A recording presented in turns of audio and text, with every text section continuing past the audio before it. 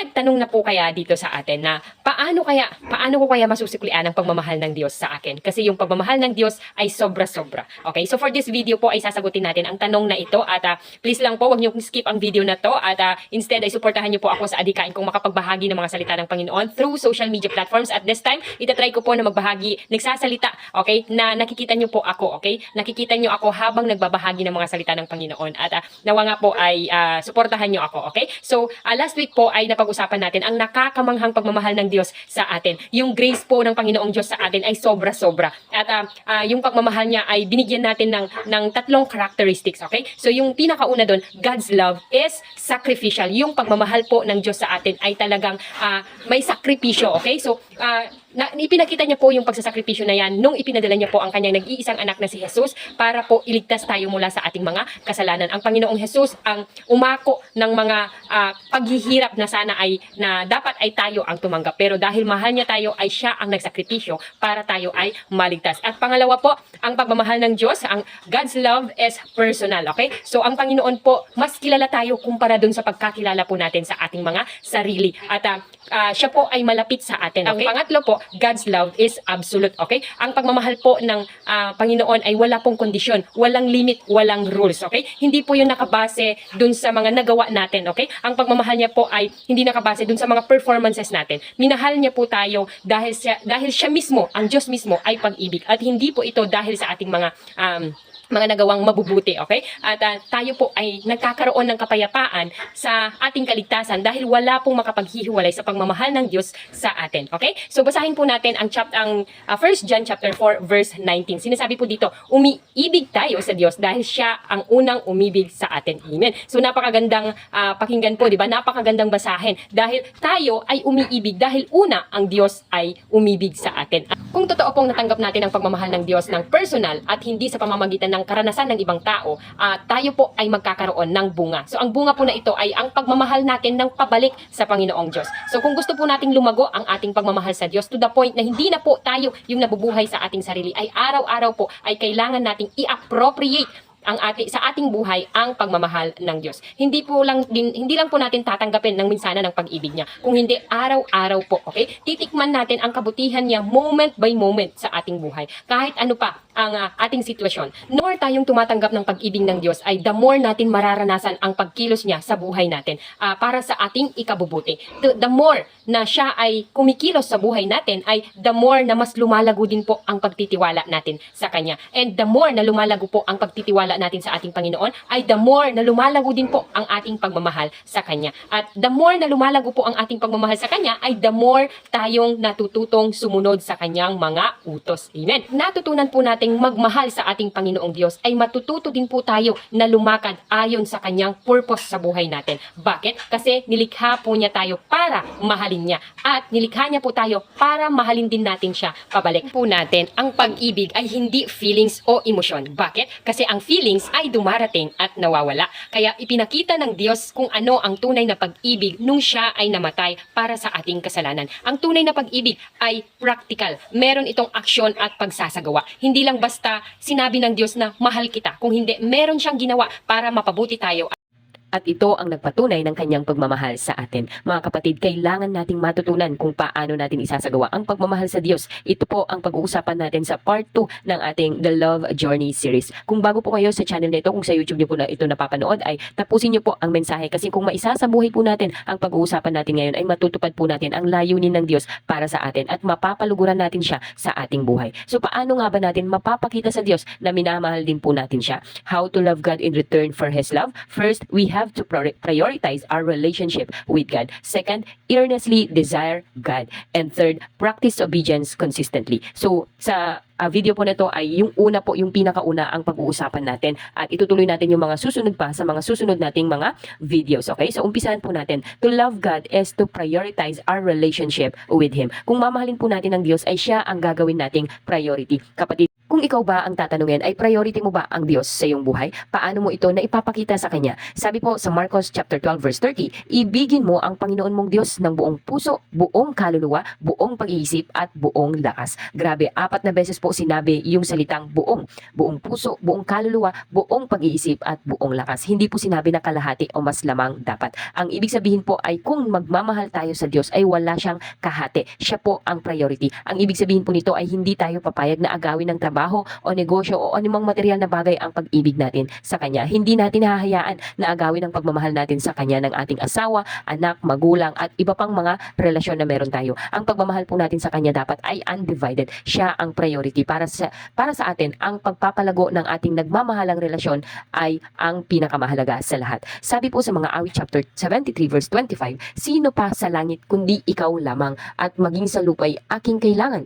Grabe. Kapatid, masasabi po ba natin sa ating sarili na ang Diyos ang pinakamahalaga sa ating buhay? Kung ang sagot po natin ay parang hindi yata, ay ang susunod na tanong ay ano ang mga bagay o sino ang umaagaw sa pagmamahal natin sa Diyos? Tandaan po natin na hindi tayo pwedeng magmahal ng sabay sa dalawang bagay. Basahin po natin ang 1 John chapter 2 verse 15. Huwag ninyong ibigin ang sanlibutan o ang mga bagay na nasa sanlibutan. Ang umiibig sa sanlibutan ay hindi umiibig sa Ama. Amen. Mga kapatid, hindi po natin pwedeng sabihin na mahal natin ang Diyos pero mahal din natin ang sanlibutan. Hindi ko po sinasabi na bibitawan natin yung ating trabaho, yung ating negosyo, yung ating mga hobbies o iba pang mga bagay na pinagkakaabalahan natin. Kung hindi, sa lahat ng ginagawa natin sa trabaho man yan, sa negosyo, sa mga pinagkakaabalahan natin ay nakikita natin or nakikita ang Diyos na priority pa rin natin siya. Okay? Ano ba ang ibig sabihin ng ibigin ang Diyos ng buong puso? Ang ibig sabihin po ay ang ating affection ay nasa Kanya. Gumagawa tayo ng oras araw-araw para makausap natin siya dahil alam natin sa puso natin na gusto niya tayong makausap dahil tayo ay may personal na relasyon sa Kanya. Huwag po nating isipin na hindi siya interesado sa hihilingin natin o sasabihin natin sa Kanya. Gusto niya tayong marinig araw-araw at kapag nananalangin po tayo sa Kanya ay pinapakita natin na mahal natin siya kasi nagdedepende tayo sa Kanya at hindi sa ating mga sariling lakas. Pinapakita po natin na kailangan natin siya sa ating buhay. At siya naman ay tuwang-tuwa sa atin kasi siya ang tatay natin na nasa langit na gustong-gustong magbigay ng assistance sa kanyang mga anak. Gusto niya na tayo na kasama niya sa lahat ng aspeto ng ating buhay. Gusto niyang maging honest tayo sa Kanya at gusto niyang i-share natin ang ating iniisip at nararamdaman sa Kanya. Mga kapatid, ipakita po natin ang ating affection sa Kanya sa pamamagitan ng pagtakbo sa Kanya sa tuwing may balita tayo sa ating mga trabaho, sa ating ministry at sa ating family. Ipakita po natin sa Kanya na masaya tayo dahil siya ang nagbigay sa atin ng pag-asa. At proud tayo sa iba na sabihin sa kanila na ang Diyos ang dahilan ng ating kaligayahan. Pag malungkot po tayo ay sa Kanya tayo tatakbo, sa Kanya tayo iiyak kapag ang bigat-bigat na ng dinadala natin sa buhay. Aaminin natin sa Kanya kung naiinggit tayo sa iba, na aaminin po natin sa Kanya kung nagagalit tayo sa isang tao. Ibahagi po natin sa Kanya ang ating mga kinatatakutan at kapag naman tayo ay nagkakasala ay humingi tayo ng tawad sa Kanya. Talk to Him and let Him also talk. Papakinggan po niya tayo, pero pakinggan din po natin siya. Meron siyang gustong sabihin sa atin at ang relationship na dapat natin sa Kanya ay two-way. Pakinggan po natin yung mga stories sa Bible na kinukwento niya sa atin. Kumunik po tayo sa Kanyang puso. Buksan po natin ang linya natin na makinig at makipag-usap sa Kanya sa maghapon. Sabi niya po ay kung mananatili tayo sa Kanya ay magbubunga tayo, pero wala tayong magagawa kung hiwalay po tayo sa Kanya. Kung mamahalin po natin siya ng buong puso ay mananatili tayo sa Kanya. Sabi po ni David Brainerd, I do not go to heaven to be advanced, but to give honor to God. It is no matter where I shall be stationed in heaven, whether I have a high or low seat there, but to live and please and glorify God. My heaven is to please God and glorify Him, and give all to Him, and to be wholly devoted to His glory. Grabe, ito yung pagmamahal sa Diyos ng buong puso. At hindi lang natin siya mamahalin ng buong puso. Sabi din po ay mahalin natin siya ng buong kaluluwa. Ang ibig sabihin po ay ang buong tayo ay dinededicate natin sa Kanya.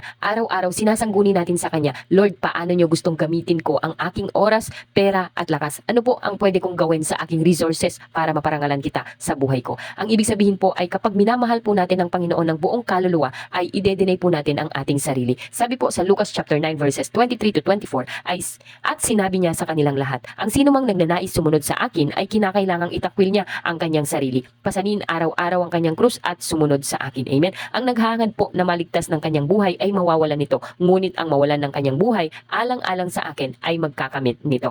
Na-realize ko po na ang magtakwil o mamatay sa sarili ay hindi natural sa atin. Gusto nating iligtas ang ating sarili, sariling pride, sariling plano at iba pa. Nagdedesisyon po tayo sa sarili kung paano mamumuhay, mag-iisip at kikilos. Pero pag tiningnan po natin ang krus, ito ay simbolo ng kamatayan. Ang ibig sabihin po ay kung gusto nating ipakita ang pagmamahal natin sa Diyos ng ating buong kaluluwa, ay mamatay din tayo sa ating sarili upang mamuhay, mag-isip at kumilos ng ayon sa kalooban ng Diyos sa atin. Yung negatibong mga iniisip po natin sa ating kapwa ay sasabihin natin kay Lord, Lord, feeling ko masama ang plano niya, pero sa akin gusto kong gumanti, gusto kong ingatan ang pride ko, ang karapatan ko, pero hindi na po ako ang nabubuhay para sa sarili ko. Patay na po ang dating Jennifer at ikaw na po ang nabubuhay sa akin, kaya susundin po kita at mamahalin ko ang aking kaaway. Ang Panginoong Hesus din po bago siya ipako sa krus ay nanalangin sa kanyang ama at sinabi na ang kalooban mo ang masunod at hindi ako. Ang ibig sabihin po ay patay na sa sarili ang Panginoong Hesus bago pa siya ipako sa krus. Ang nabubuhay na sa kanya ay ang kalooban ng ama. Mga kapatid, tanungin po natin ito sa ating sarili. Sino ang nabubuhay sa atin? Kung nakatanggap tayo ng pagmamahal ng Diyos ay ipakita po natin sa kanya ang ating pagmamahal sa pamamagitan ng pagsuko ng lahat-lahat ng ating buhay sa kanya. Tandaan po natin na sa tuwing tinatakwil po natin ang ating sarili upang masunod ang Diyos ay sinasabi po natin sa kanyang na mahal kita Lord. Mas mahal kita kaysa sa aking sarili. Again, hindi lang po natin mamahalin ng Diyos ng ating buong puso at buong kaluluwa, kundi mahalin din po natin ang Diyos ng ating buong pag-iisip. Hindi po natin mamahalin ng Diyos kung hindi natin siya kilala. At para makilala po natin siya ay kailangan natin ang kanyang mga salita. Kaya nga kung gusto po natin siyang mahalin ay kilalanin po natin siya ng mabuti. Hindi tayo titigil sa pagbabasa at pag-aaral ng kanyang mga salita. Kapag sinabi po natin na mahal natin siya ay marapat lang na ito ay sinusuportahan ng knowledge. Pinupuno po natin ang ating isip ng kaalaman patungkol sa kanya. Natututo po tayong magtanong sa mga bagay na hindi natin naiintindihan. Kinikilala po natin kung ano ang mga bagay na gusto ng Diyos at mga bagay na ayaw niya. Bakit? Kasi ayaw niya po tayong magkamali. Pinapakita natin sa kanya na ayaw nating gawin ng isang bagay na hindi naman niya kalooban. Ang pagmamahal po sa Diyos ng buong isip ay paglalagay ng mga bagay na pinapahalagahan ng Diyos. Sabi po sa mga taga Filipos chapter 4 verse 8, bilang pagtatapos mga kapatid, dapat maging laman ng inyong isip ang mga bagay na karapat-dapat at kapuri-puri, mga bagay na totoo, marangal, matuwid, malinis at kaibig-ibig at kagalang-galang. Ang ibig sabihin po ay hindi natin i-entertain yung mga vain imagination. Papalitan po natin ito ng mga matuwid, malinis at kagalang-galang na pag-iisip. Then sabi pa po sa talata na ibigin natin ang Diyos ng buong lakas. So aside sa buong puso, buong kaluluwa, buong pag-iisip, ibigin din natin ang Diyos ng buong lakas. Ibig sabihin po, yung pagmamahal sa Diyos ay hindi lang feeling o basta sinasabi, kung hindi ikinikilos, isinasabuhay at ginagawa natin. Ang ibig sabihin po ng buong lakas ay sa tulong ng Diyos ay hindi tayo magpapatinag sa mga nangyayaring hindi maganda sa ating sitwasyon. Sisikapin po natin na ibibigay natin ang best natin para mapalago natin ang ating relasyon sa Diyos araw-araw. Ang ibig sabihin po ay willing tayong magbago para sa ikaluluwalhati ng Diyos sa ating buhay. Willing na tayong magsakripisyo para lang makilala natin siya at matupad ang purpose niya sa ating buhay.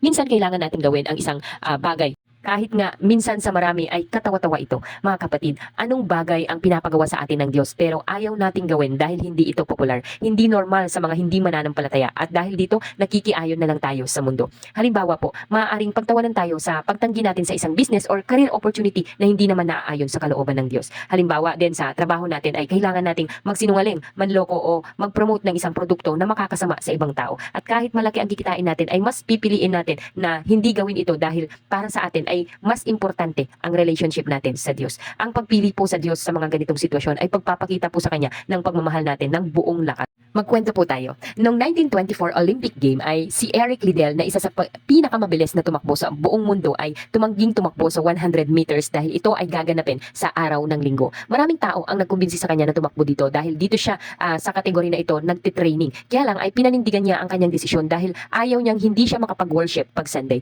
Kahit pa nga marami ang nag-criticize sa kanya ay sa halip sumali siya sa 400 meters na ginaganap pag weekdays. Bagaman hindi siya nakapagsanay dito sa 400 meters ay nanalo pa rin po si Eric ng gold medal at na-break niya po yung record. Grabe, para po kay Eric ay ang relasyon niya sa Diyos ang pinaka-importante. Willing siyang sumalungat sa gawi ng mundo para lang palaguin ang relasyon niya sa Diyos. Alam niyo po mga kapatid, si Eric Liddell ay naging missionary sa China at namatay siya sa paglilingkod niya sa Diyos. Bago siya namatay ay sinabi niya sa sarili ng ang katagang total surrender.